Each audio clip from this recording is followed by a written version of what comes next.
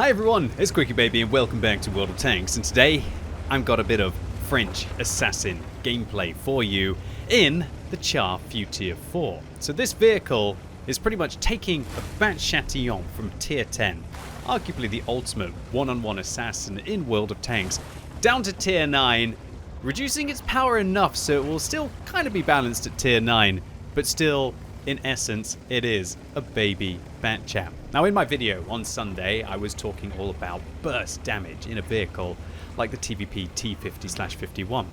The Char Futur 4 really doesn't have that, and that is because the vehicle has a 4-second intra-clip reload with its 4-round 105mm autoloader. The gun on this tank, to all intents and purposes, is practically identical to the Bat Chatillon 25T at tier 10. You got great standard penetration, 264 with great shell velocity. You got 330mm of high explosive anti-tank penetration for when you absolutely want to make sure that you can decimate that heavy. And to have that gun at tier 9, that kind of full tier 10 blooded gun at tier 9, when you get to play it against a lot more tier 8s and even some tier 7 tanks, yeah, it feels rather good. Now while this vehicle doesn't have the 5-round magazine that the Bat Chat 25T has, it's still capable of doing 1,560 damage, albeit that it will take 12 seconds to be able to fire those 4 rounds.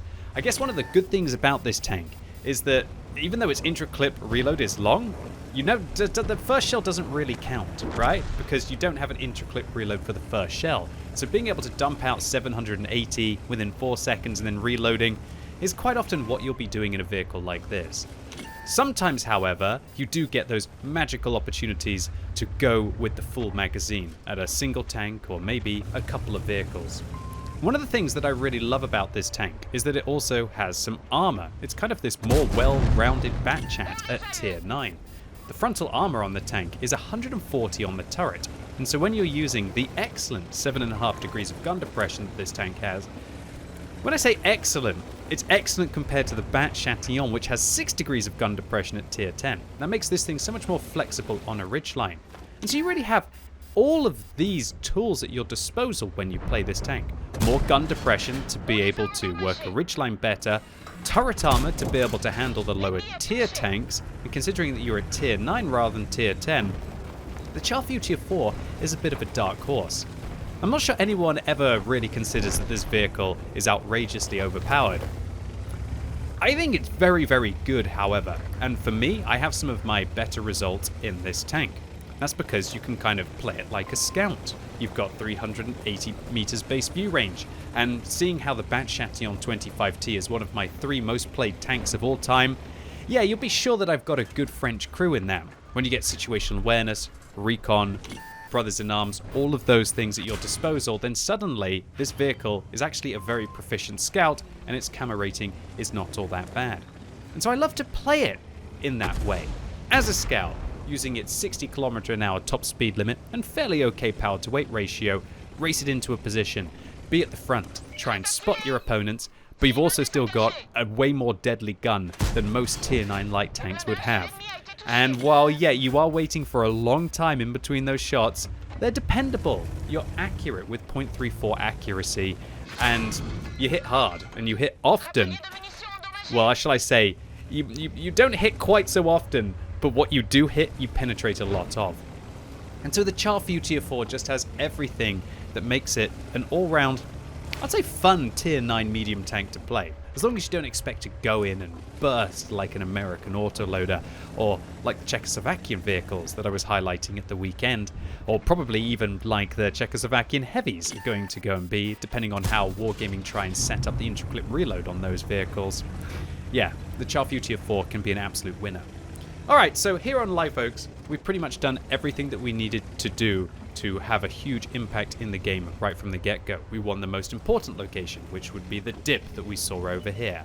Then we managed to transition along the inside to go and spot tank destroyers that were out of position, get them taken out with our view range of 3,200 spotting.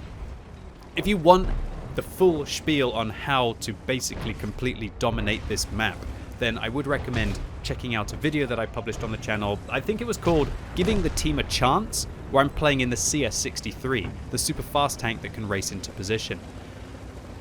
the short story of it is, win the dip, go on the inside. Don't go down the 0 line. Spot your opponent, spot those tank destroyers, and then slowly try and work your way through the enemy team.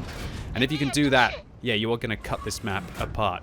Poor Skoda T50 caught them reloading, and even though we do have that long intra-clip reload, 8 seconds to be able to deliver 3 105mm rounds doing nearly 1,200 damage to the tier 9 Czechoslovakian medium tank.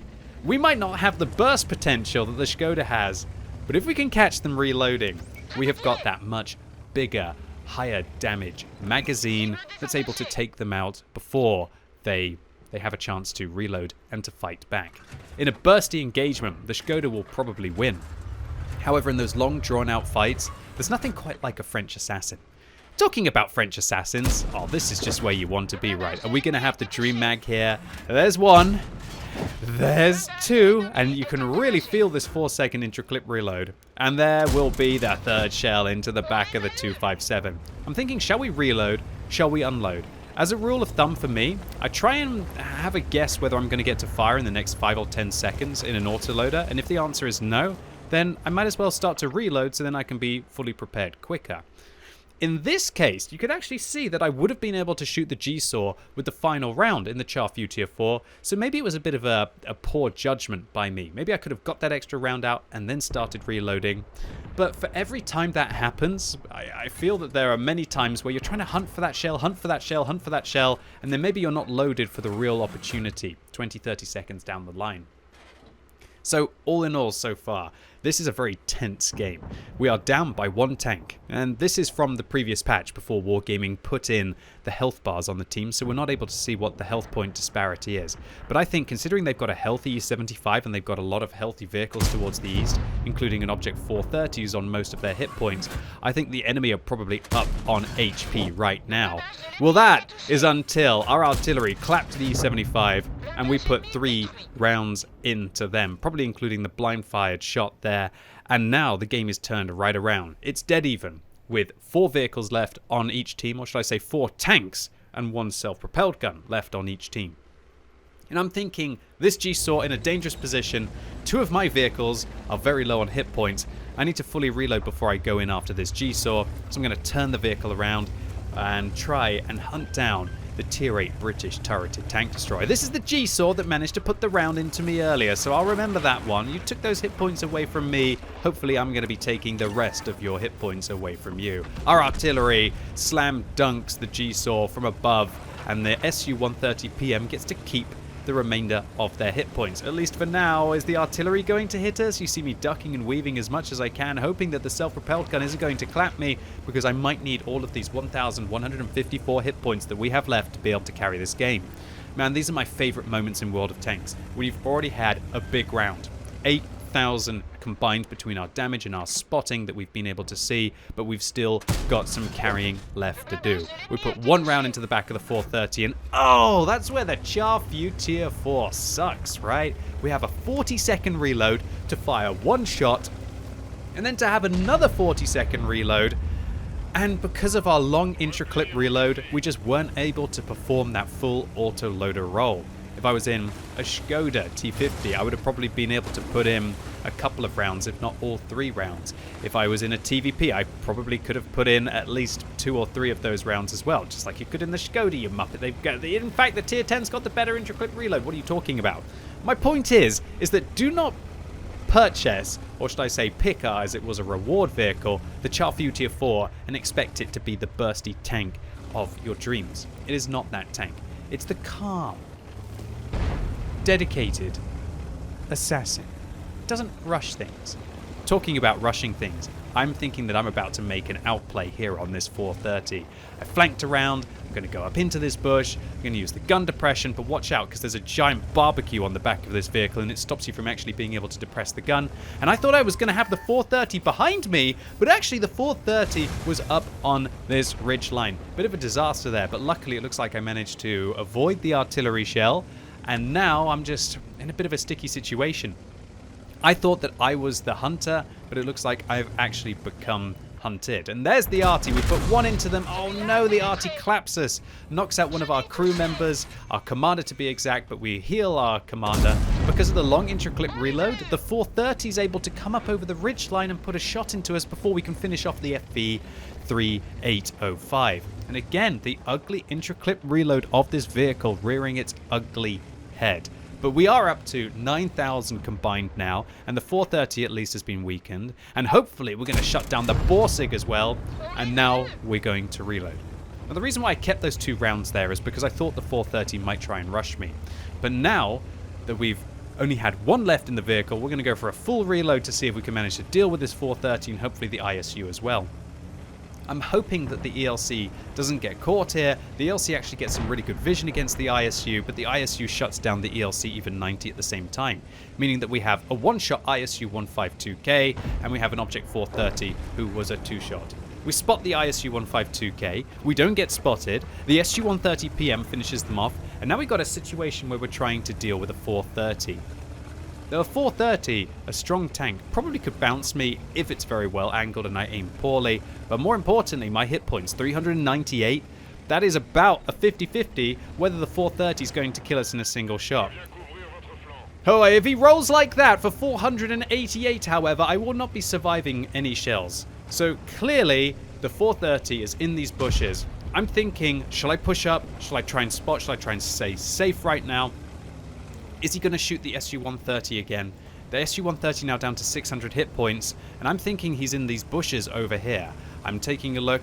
Actually, they're not. They're towards my right. Oh, well, I've committed now. We're going to have a 50-50 whether we're going to die, so I've got to try and put in 1 or 2 rounds before I do so. They penetrate me on the move, and thank goodness they didn't roll high. So we managed to shut them down. And I was getting pretty nervous about that, with thinking that I was about to power throw this game, with the SU-130 PM seemingly wanting to actually just get out of harm's way rather than to shut down the 430. But you could also understand why, right? If you're in a glass cannon Soviet tank destroyer, you'd also expect that maybe you would want to get out of harm's way from the Tier 9 Soviet medium tank. But all in all, a classic game here for the Char Futur 4. We were able to show exactly why this is an absolute awesome assassin. And I have to admit, playing Tier 9 in World of Tanks feels so much more fun than playing Tier 10 and Tier 10 only matchmaking. And I would rather play this than the Bat-Chatillon 25T. I feel like it's an absolute sweet spot for the vehicle. The turret armor and the gun depression allow you to be a little bit funky inside a matchup against Tier 7 tanks, and still you have that huge gun to be able to handle your bad matchmaking against the Tier 10s as well. There's absolutely no doubt that the Bat-Chatillon 25T is the better vehicle if they were going to go into a one-on-one situation. But there's a reason why dropping down a whole tier when your statistics don't get all that much worse will mean that this is probably the more powerful tank tier for tier, at least these days in 2021. So an ace tanker here for the Char Futur 4, and this was quite an ace. 1,719 base experience is a very solid result for a tier 9 vehicle. We get a high caliber medal for the 6,536 damage that we dealt. We get a top gun for securing 7 kills in this game, and a tank sniper for dealing most of that at long range. We use the mobility of the Char Futur 4 to travel over 5.5 kilometers on this big open map, and by providing that vision, we also get 4,000 spotting as well. And thankfully, as we weren't just YOLOing heat rounds, we make a tidy profit. This was all in all one of those great fun games of World of Tanks, where everything seems to just work out perfectly for your vehicle. I wonder if I'd be saying the same thing if maybe the Object 430 had high rolled against us and the SU-130 PMs hadn't been able to deal any damage in that game. Anyway, that's it for today, ladies and gents. Hopefully you enjoyed this one. If you did, give it a thumbs up. If you hated it, give it a thumbs down. And let me know what you think about the Char Futur 4. I don't really see too many of them out on the battlefield. Do you think that's because it just doesn't really feel like it's that pure scout? It doesn't really feel like it has that epic burst damage? And if you have one, do you enjoy playing the tank, or do you absolutely hate it? And as always, thank you so much for watching. You've been epic, and hopefully I'll see you soon.